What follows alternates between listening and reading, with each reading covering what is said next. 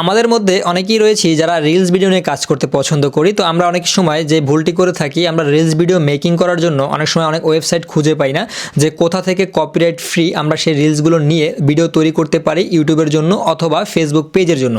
তো আজকে আপনাদের সামনে আমি শেয়ার করতে চাচ্ছি এমন একটি গুরুত্বপূর্ণ ভিডিও যে কোথা থেকে আপনারা চাইলে এই রকমের যে ইসলামিক রিলস ভিডিও রয়েছে, ফানি রিলস ভিডিও রয়েছে, সেগুলো কিভাবে খুঁজে বের করতে পারবেন এবং কপিরাইট ফ্রি আপলোড করে সেখান থেকে একটি প্যাসিভ ইনকাম জেনারেট করতে পারবেন।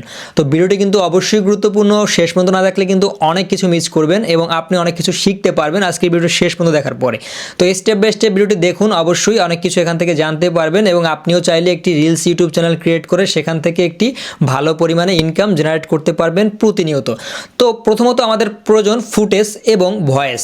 তো আপনি যদি নিজে ভয়েস দিতে পারেন তাহলে সব থেকে ভালো হবে এবং আপনি যদি সেটি না পারেন তাহলে আপনি ভয়েসও নিতে পারবেন, অন্য কারো ভয়েস সেখান থেকে নেওয়ার পরে সেটিও আপলোড করতে পারবেন। সেগুলো আমি আপনাদেরকে দেখিয়ে দিব কিভাবে এই কাজটি আপনারা পরিপূর্ণভাবে করে নেবেন।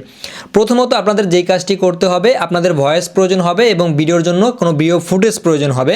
সেটি হতে হবে কিন্তু সম্পূর্ণ কপিরাইট ফ্রি ফুটেজ। আপনারা যদি কপিরাইট ফ্রি ফুটেজ আপলোড না করেন তাহলে কিন্তু আপনাদের চ্যানেলে কপিরাইট স্ট্রাইক চলে আসতে পারে এবং আপনাদের যে চ্যানেল অথবা টিকটক অ্যাকাউন্ট রয়েছে অথবা ইনস্টাগ্রাম অ্যাকাউন্ট রয়েছে সেগুলো কিন্তু সাসপেন্ড হয়ে যেতে পারে।